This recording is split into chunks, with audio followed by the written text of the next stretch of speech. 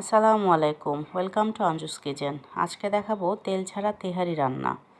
খুবই অল্প তেল মশলা দিয়ে রান্নাটি হবে। স্টার মশলা, কাবাব চিনি, লং, দারচিনি দিয়ে হলুদ, মরিচের গুঁড়ো, জিরা বাটা, আদা বাটা, কাঁচামরিচ এবং সয়া সস কিছুটা দিয়ে দিব।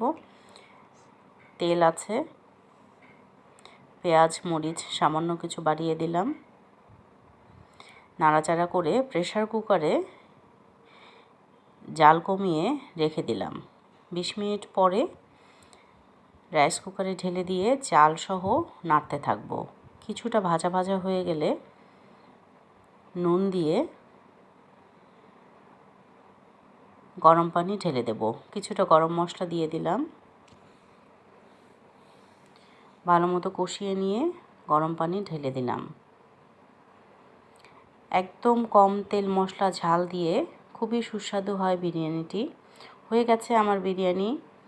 থ্যাংক ইউ ভেরি মাচ আমার সাথে থাকার জন্য। খুবই সুস্বাদু হয়েছিল তেহারিটি।